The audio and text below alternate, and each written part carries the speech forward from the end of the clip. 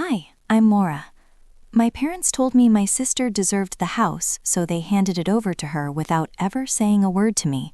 No warning, no conversation, just a finalized will and a casual text message asking if I could keep covering the mortgage payments like I always had. According to them, I was the dependable one, the stable one, the daughter who always knew how to understand situations that were inconvenient for everyone else. But what happens when the person who spent years holding everything together finally decides to stop carrying the weight? They even went as far as throwing her a housewarming party inside my house. Want to know how far they were willing to go to wipe me out of the story completely? Let me tell you. It began like any other Thursday afternoon. I was at my parents' place, sitting at the dining room table beneath the familiar buzz of that flickering ceiling light they'd been meaning to replace for at least 2 years. The table looked exactly the way it always did when I came over to help them. Papers everywhere. Medical invoices stacked beside insurance forms, prescription receipts spilling out of envelopes, and a coffee-stained letter addressed to my dad from Medicare sitting near the center of the pile. For years, I had been the one sorting through this chaos. Not because they demanded it, but because I knew they'd never be able to keep up with it themselves. I reached for the next document buried in the stack, an unmarked manila folder tucked beneath a few overdue utility bills. When I opened it, the words Final Will and Testament stared up at me like they had been carved into ice. The paper itself had that strange scent old legal documents sometimes carry, dry and faintly metallic, like it had been locked away somewhere expensive. I froze for a moment, fingers hovering uncertainly above the page. I hadn't realized they had finalized anything yet. Usually they told me about big decisions like that, especially when it involved paperwork I might have to help explain later. I turned the first page slowly, then the second. By the time I reached the third page, my stomach had already begun to sink.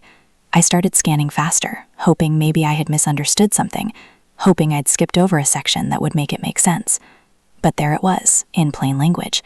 Every asset listed clearly. The house, their savings, the life insurance policies. All of it designated to Delphine. My name appeared exactly once. One short line tucked near the end of the document like an afterthought. We trust our eldest daughter will understand. That was it. No inheritance, no clause, no share of anything. Just understanding. I leaned back in the chair and sat there motionless for a long moment. My heart wasn't pounding, my hands weren't trembling. Instead, my mind started drifting backward through years of quiet sacrifices that had brought me to that exact moment at that table. I remembered the year I stayed in Austin instead of accepting a promotion in Phoenix because Dad's hip surgery left him unable to walk for nearly 3 months. I remembered transferring $11,000 from my savings account to cover their missed mortgage payment when they were too embarrassed to admit they'd fallen behind. I remembered the time Mom laughed on the phone and told me, "You're the glue, Maura. Not every hero wears a cape. Some of them just send money quietly." Back then, we both laughed about it like it was a compliment.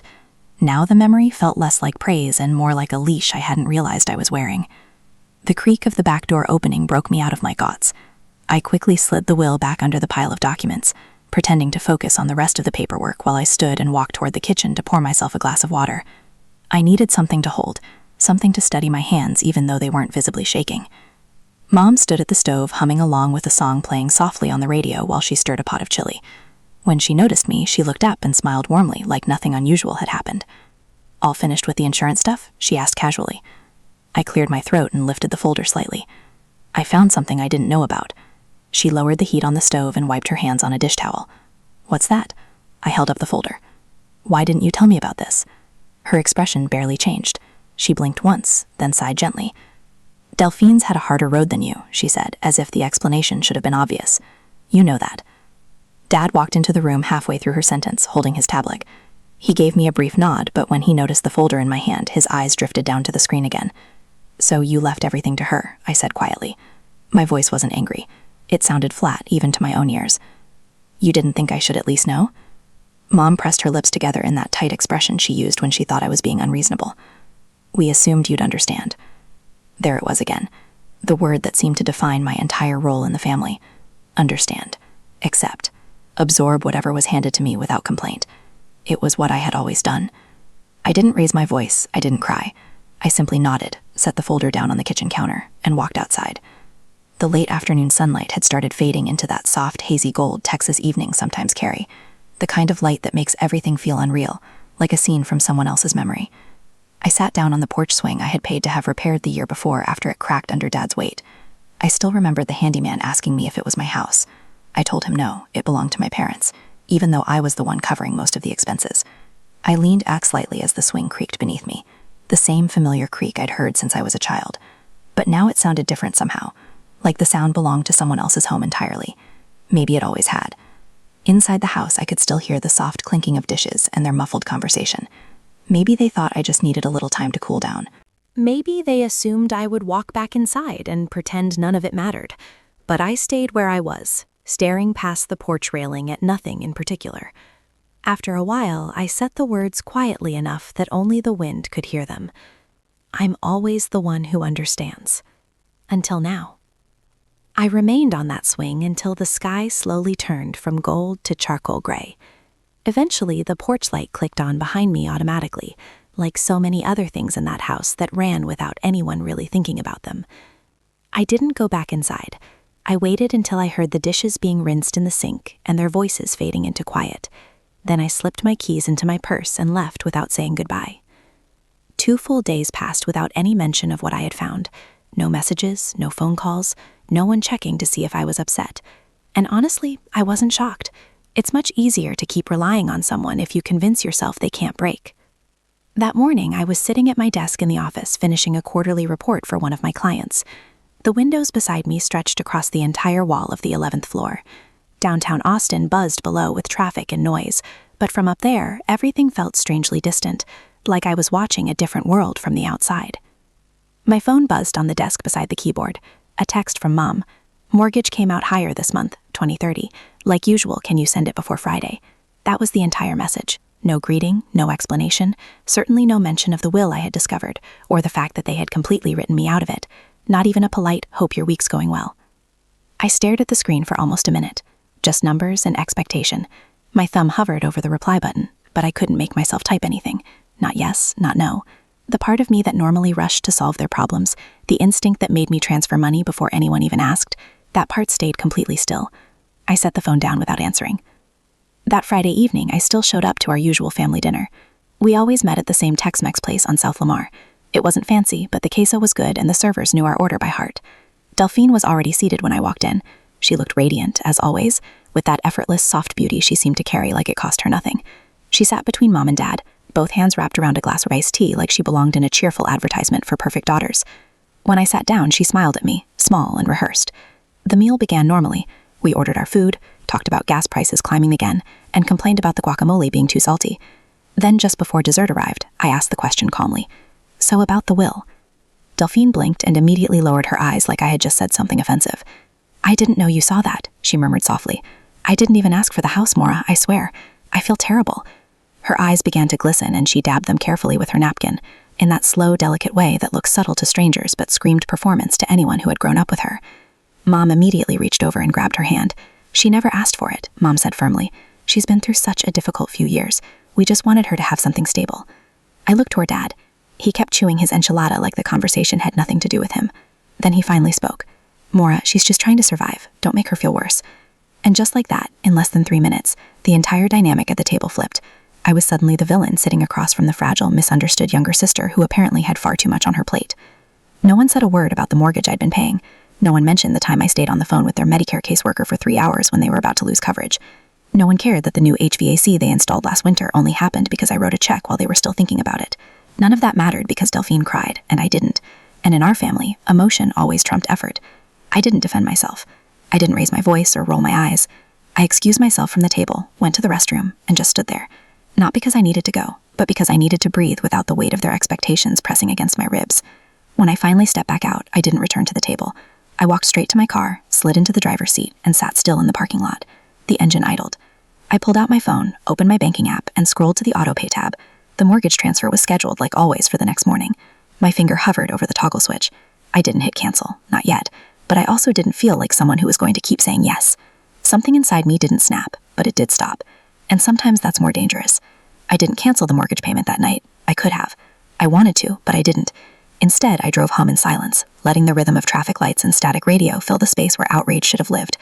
I parked in my spot, climbed the 3 flights to my apartment, and dropped my keys in the ceramic bowl by the door with more force than necessary. I didn't turn on the TV or music. I didn't even take off my coat. I walked straight to the file cabinet tucked in the corner of my living room, pulled out the bottom drawer, and started rifling through papers like I was looking for proof I wasn't going crazy. Old tax returns, donation receipts, a few birthday cards I never threw away. At the very back, jammed between a warranty form and some outdated W-2s, was a small blue shoebox I hadn't opened in years. The lid gave with a reluctant creak. Inside were mementos I'd forgotten I kept. Photos from college, a dried flower Delphine gave me after her first piano recital, and on top of it all, a faded envelope with my name written across the front in my mother's neat cursive. I knew that handwriting anywhere. The way she looped her M, always too tall, always too careful. I hesitated before opening it.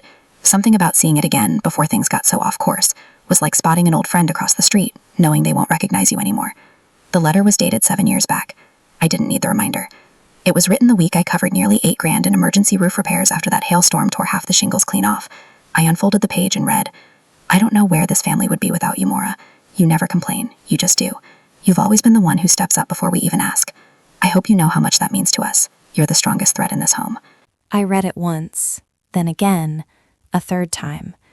That version of my mother who said us, like it included me, wasn't the one who signed a new will behind my back.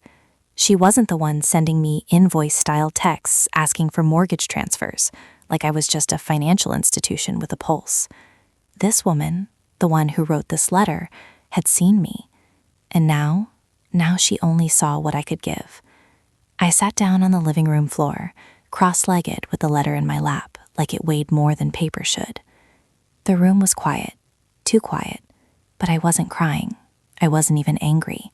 What I felt was harder to name. It was something like grief, but not for a person, for a version of a relationship I thought was real, for the girl I used to be who thought love was earned through reliability. I used to believe that if I kept showing up, kept fixing things, kept anticipating needs before they even knew they had them, then eventually someone would say, "We see you. Not just your effort, you." That belief had shaped everything. My choices, my career, where I lived, who I didn't marry, who I stayed near, because I thought being needed meant being loved. But this letter, this artifact, wasn't love. It was praise. And praise can turn sour real quick when people feel entitled to it. I leaned my head back against the cabinet and exhaled through my nose, slow and deliberate. Then, with the pen I usually use to sign rent checks, I flipped the letter over and wrote on the back in block letters, "I'm done." Not out of spite, not to shock them, just because I needed to see it written somewhere other than my own exhausted heart. The weight didn't lift.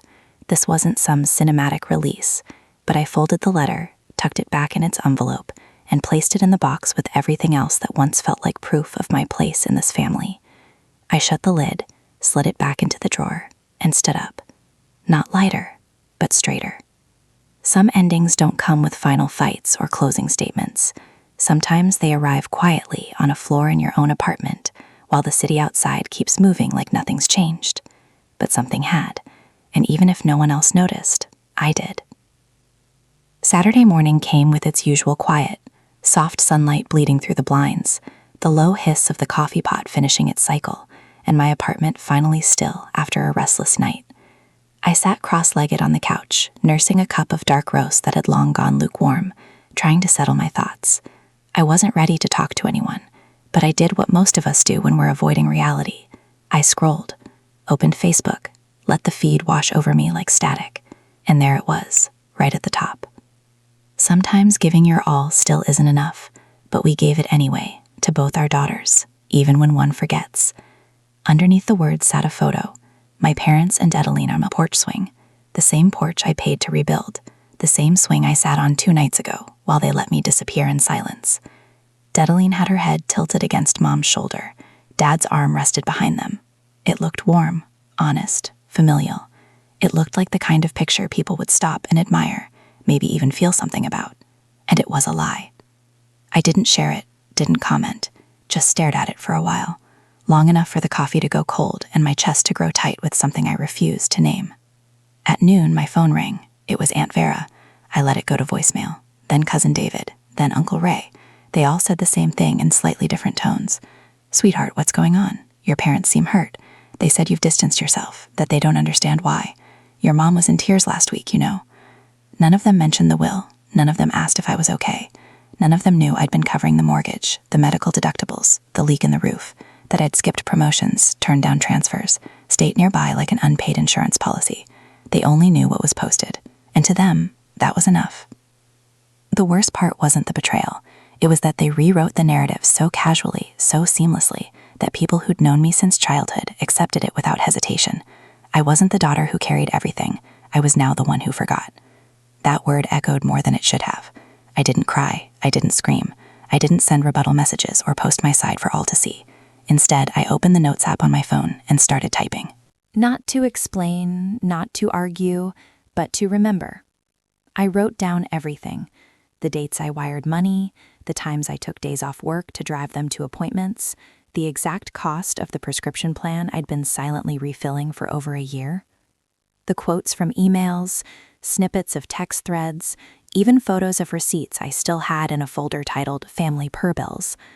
Not for revenge, not even for justice, just so that when the next person called and said, "They don't know why you're pulling away," I'd have something to ground myself, a way to say, "No, this happened. You didn't imagine it." I scrolled to the top of the note and added a title, typed it slowly, deliberately. If they get to write the story, then I get to write mine. The coffee was cold, the living room was quiet, but I felt centered for the first time in what felt like months. A few minutes later, my phone buzzed again. Another message from a family friend, someone I hadn't spoken to in ages. "Saw your mom's post. Hope things are okay between you two. Family's everything." I stared at it. Family is everything. That's the kind of thing people say when they've never had to choose between being included and being used, when the only version of family they know is Sunday dinners and birthday calls, not the unspoken expectation to be the one who fixes everything while being erased in the process. I didn't reply. I closed the note, plugged in my phone, took a long sip of the cold coffee, then poured what was left down the sink. No anger, no drama, just a quiet understanding that if I didn't preserve the truth for myself, no one else would. I held the envelope like it might bite. A plain check inside. No note, no signature, no apology. Just a gesture, if you could even call it that. I didn't tear it up, didn't cash it either. I slid it into a drawer and walked away. The same way I'd started walking away from all of them. The following afternoon, I stopped by the house. Not out of nostalgia. I needed to grab a few maintenance invoices I had left in the kitchen drawer. That's when I saw the truck. Delphine's hatchback sat parked in the driveway, the back filled with boxes. A moving van, half unloaded, sat idling at the curb. Two guys were hauling a dresser through the front door, while Delphine stood on the porch, directing traffic like she owned the place. "Put those in the main bedroom," she called out, "and make sure the curtains go in first. That's my sanctuary now." My sanctuary? She didn't see me parked across the street. Or maybe she did and didn't care. No call, no heads up, not even a fake, "Hey, hope this is okay." It wasn't like I needed permission. I was the one paying for the place. Still was, technically. But the audacity of it hit differently when I saw the moving van and realized she wasn't just visiting, she was claiming. I didn't get out of the car, just sat there, gripping the steering wheel so hard my knuckles ached. Then I backed out, turned the corner, and drove off without being seen. Or at least that's what I told myself. 2 days later, I got an email from Mom. Subject line, "Revised financial plan. Please review." Attached was a PDF labeled Updated Medical Budget. I opened it expecting to see some new estimates. Instead, I found my own spreadsheet, one I'd written 6 months earlier when Dad's physical therapy copays doubled. Every column, every projected cost, even the font color identical. The only thing different was the name on the footer, prepared by Delphine Rivers. I stared at it for a long time, as if the data would rearrange itself and prove me wrong. It didn't. I called Mom. She answered quickly, like she knew why I was calling. "Do you realize that plan is mine?" I asked. My voice wasn't sharp, but it wasn't soft either. There was a pause. Then she said, "Delphine's trying, honey. She's not as detail-oriented as you are. Just let her have a win. It'll boost her confidence. Let her take credit for my work. She's doing her best." I hung up without replying. Not out of spite, because I knew whatever I said would bounce off the walls of that house without an echo. That night, I opened my laptop, drafted a message to both of them. Short, direct. "This is the last time I'll stay silent. I've covered the mortgage, the repairs, the hospital fees. If anything else I've created or contributed is repackaged under someone else's name, I'll treat it as misrepresentation. This is not a threat. This is documentation. I attached the original spreadsheet for reference, dated, watermarked. Sent the email, closed the laptop. No response came that night. None the next morning either. But by noon, I found another envelope in the mailbox, hand-delivered. No return address. Inside, another check, still unsigned. Blank checks say a lot. They say we still expect you to fix it. They say we know we're crossing a line, but we'd rather throw money than look at what we broke. They say you're not part of the decision, but you're expected to pay for the consequences. I didn't cry, didn't rant. I folded the check, filed it away with the last one, and finally, I opened a new file on my desktop. Its title, Evidence of Absence. If they were going to pretend I wasn't the one who held everything together, I'd make sure I never forgot it myself. That file stayed open on my desktop for the rest of the evening. Evidence of Absence. I didn't type anything in it that night, just stared at the blinking cursor like it was daring me to stop pretending I wasn't the one holding the weight of a family that only acknowledged me when it needed something. The next afternoon, around 3:15, I was sitting in the pharmacy drive-thru, waiting to pick up Gordon's prescription refills. Yes, still under my account. When my phone rang, it was Mom. I debated answering, but did. A bad habit I hadn't broken yet. Her voice was cheerful, almost sing-a-song. "Hey, sweetheart. Delphine's thinking about leasing a car. Just a little use thing to get her to and from the job interviews. You know how hard it is out there." I didn't respond. She took my silence as commission to keep going. She'd like to lease through the credit union, but they want a cosigner. She asked me if we could ask you. I told her I'd call and see what you think. I stared ahead at the car in front of me, inching toward the pickup window. Mom kept talking.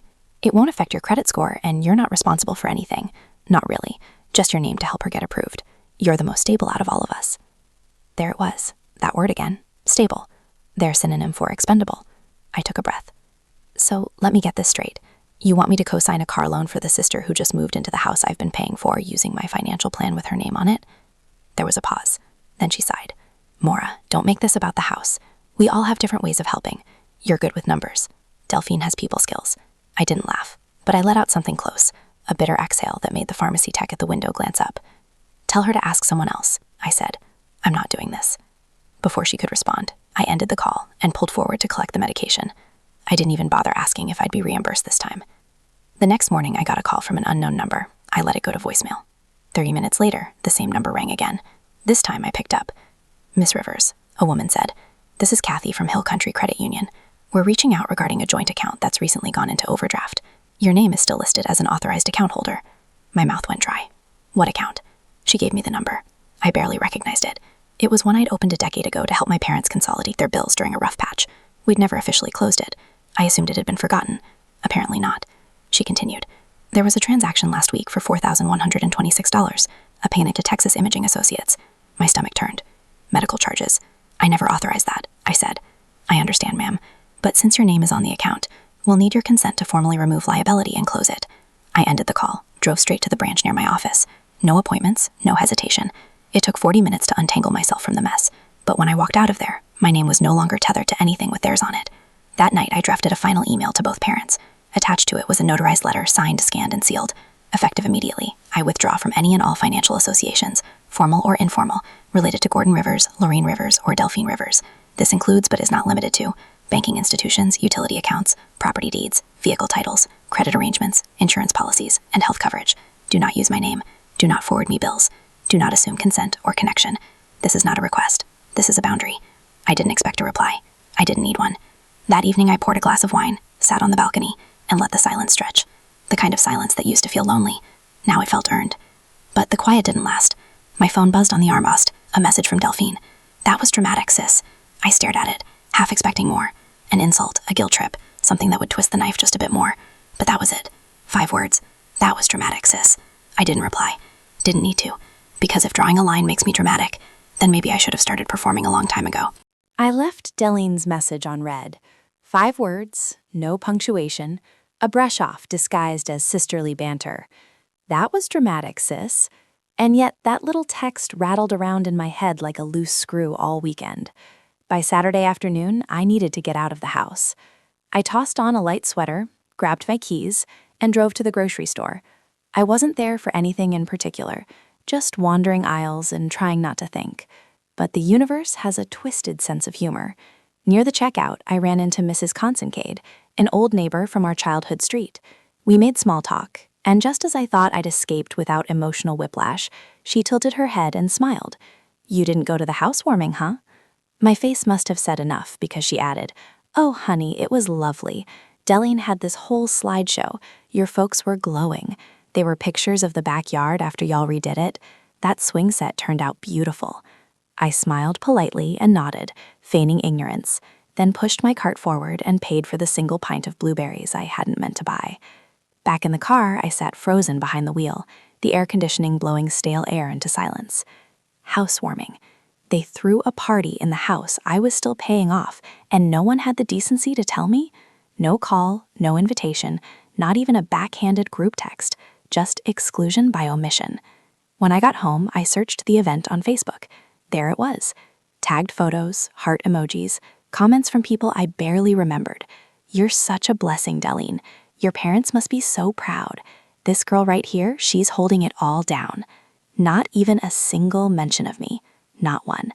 I scrolled through the photos until I found the porch, the one I paid to have repaired, the one I stained myself with a brush at dusk while Dad sat inside complaining about the draft. There was Delene, on that same porch, posing in front of a potted fern I'd picked out, smiling like she'd been there all along. And then the kicker. Sunday morning, my phone buzzed again, this time with a tag notification from a local news article. "Youngest daughter's sacrifices keep family together through health struggles." The headline sat above a glowing profile piece, a story about how Delene had returned home to help her aging parents, how she'd stepped up during tough times, taking over household tasks and easing their burdens. There were quotes from Mom, even Dad, praising her maturity and grace. Not a word about who had covered their premiums, or the late-night calls to insurance, or the fact that their mortgage was auto-drafted from my account for 7 years. They didn't just erase me, they replaced me. I didn't cry, didn't yell. I laughed once, not because anything was funny, because clarity sometimes arrives as a laugh when what you really want to do is scream. I opened the document on my computer, my running archive. Dates, wire transfers, tax receipts, photos of invoices, records of every repair, delivery, payment, pharmacy pickup, bank statement. Then I opened a second tab, drafted an email, attached the file, addressed it to the family attorney who had once handled Dad's pension paperwork, BCC'd my accountant, and finally, just for the record, added my own email to the CC line. Subject: estate discrepancy, records attached. Body: for documentation purposes only. Please keep this on file for future reference. No further action required at this time. I didn't send it out of spite. I sent it so the truth would exist in more than just my private cloud folder. That evening, just before sunset, I poured a glass of water and stepped onto the balcony. The city moved beneath me in its usual rhythm. Dog walkers, delivery bikes, couples strolling past crosswalks they didn't quite wait for. My phone buzzed once on the table beside me. A new message. Feeling petty now? Delphine again. She always knew how to twist a knife with a smile. I didn't answer, didn't even open the message fully, but I did look up at the horizon and whisper just to myself, if truth makes me petty, then I'll own that crown. The next day, the air felt heavier, like the sky hadn't made up its mind whether to rain or just hang there, gray and waiting. I opened the windows in the living room, but kept the blinds tilted. I didn't want light, just air. Delaleine's message still sat unread in my notifications, mocking me with its smug brevity. You're being dramatic. This isn't a courtroom, Maura. Maybe not, but the truth deserved documentation, even if no one cared to read it. I didn't respond. I didn't need to. I opened my laptop, pulled up the folder I had meticulously curated over the past few weeks, and gathered the attachments. First, the full mortgage history, every payment, every date, every amount. Then the scanned copy of the original will, the one drafted before Delaleine moved home, and the narrative shifted overnight. I addressed the email to the family's longtime attorney, seeks my own legal contact, and included the notary's office that handled the most recent revision. Subject line: let the record show. No dramatic closing, no passive-aggressive comments, just facts. I hit send. The screen refreshed. Then I closed the laptop. 2 hours passed. Silence. No acknowledgement, no apology. Not even a typo-laden reaction from Dad asking, "Why'd you do that?" My phone rang once. Lauren declined. A second later, Gordon declined. Then a call from a blocked number. I didn't need the caller ID to guess. That one I let ring until it stopped. Afterward, I switched to airplane mode and let the world stay out. That was the first moment in months I didn't feel like I owed anyone a response. The quiet wasn't lonely anymore. It was peace. Not loud, not dramatic, just earned. By morning, I had made a decision. I got dressed, grabbed a folder from the kitchen table, and drove to a small title office north of town. Nothing fancy. One receptionist, 2 offices, a flickering coffee machine in the corner. The woman behind the desk recognized my name from the property file. I'd been listed on too many documents over the years. I signed a severance form. Officially, legally, emotionally, I was out. No more silent backing. No more financial fingerprints on a life I no longer belonged to. It took 23 minutes. I kept the signed copy in my purse. Not out of fear, just as a reminder. On the way home, I stopped by the old house. Not to go in, not even to knock.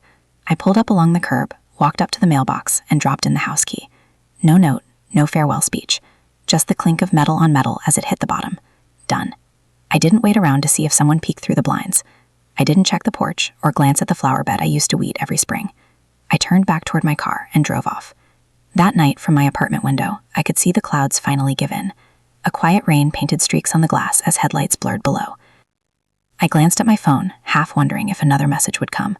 It didn't, but something else did. Curious, I checked the county listing website for properties recently posted for sale. There it was. 2647 Springdale Avenue. Single-family home. Charming updated porch. Great bones. A photo showed the swing I'd rebuilt. The one Delaline posed on. The one they never once said thank you for. The porch light in the picture was off, but the weight that was off me now too. 2 weeks later, I drove past the house one final time. I hadn't planned to. I was on my way back from a workshop I'd led at the college, an elective on budgeting basics for seniors who never had to manage their own money until now. It had gone well. Light laughter, a few appreciative nods, a man in his 70s who whispered on the way out. I wish someone had explained this to me before my wife passed. The sun was dipping low as I turned onto Springdale Avenue, out of habit more than anything. There it was, 2647. The grass hadn't been cut, the windows were shut tight, and the for sale sign in the yard was slightly tilted, its bottom half flapping in the breeze. No cars in the driveway, no sign of Delaline or anyone else. I didn't stop. I didn't need to. But I slowed down just enough to look, really look at the house that once demanded everything from me without asking if I had anything left to give. The porch still had the swing, the same one I'd rebuilt, the one she'd used in the listing photos. I didn't feel anger, just distance, like remembering a version of myself I no longer spoke to. That night, after dinner and dishes, I returned home to my smaller rental outside the city. 2 bedrooms, 1 bathroom, a modest backyard with a fence just tall enough to keep out the world. I opened the mailbox on my way in. Just junk, and 1 cream-colored envelope with no return address. Inside, a single sheet of paper, my mother's handwriting.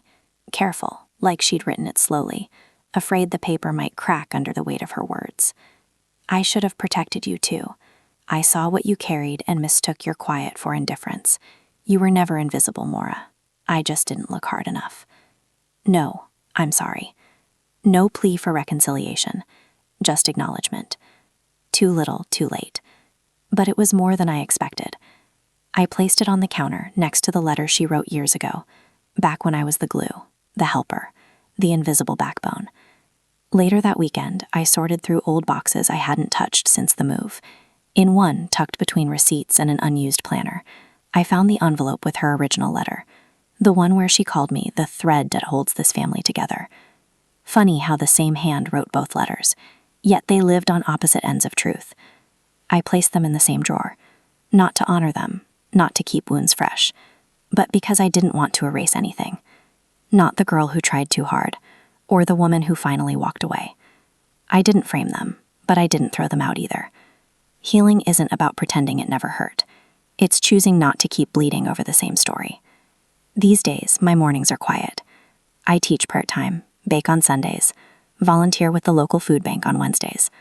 My phone rarely rings, and when it does, I don't jump. I still remember their birthdays. I just don't reach out anymore. I haven't blocked anyone, but I don't pick up either. Some calls don't need to be answered. Some silences speak loud enough. I'm not angry. I'm not even sad. I'm just free. And if freedom looks like a one-bedroom rental with mismatched dishes and a garden that grows crooked cucumbers, I'll take it over being needed for all the wrong reasons. That evening, I stood in my kitchen, poured myself a glass of water, and opened the window. The breeze carried in the faint scent of jasmine from the neighbor's yard. Behind me, the drawer was closed, letters sealed in silence. I whispered to the empty room, not as confession, not as declaration, just fact. I wasn't the one who left. I was the one who stopped holding the roof up. Sometimes walking away isn't a sign of defeat. It's the beginning of peace. I used to think that love meant giving everything without keeping score. That if I kept saying yes, eventually someone would say thank you. But what I've learned is this. If you keep handing over pieces of yourself, one day you'll wake up and wonder what's left. You don't owe anyone your silence just to keep their comfort intact. If you've ever been the one holding the roof up while everyone else lived like the house was theirs, I want you to hear me clearly. It's okay to stop. It's okay to let go. It's okay to be done, even if no one understands why. And now I want to hear from you. Have you ever had to walk away from people who expected too much and gave too little? Have you been painted as the villain for setting boundaries that should have been respected all along? Let me know in the comments. Drop a 1 if this story touched something in you. Tell me where you're watching from, your city, your story. And if you didn't connect with this video, that's okay too. I'd love to hear why. Your voice matters here. This is a space for real stories, for honest healing, and for people who are tired of carrying the weight alone. If this video spoke to you, please subscribe to the channel so you won't miss the next story. There's more coming, more truth, more lessons, and more people like you finding their voice again. See you in the next.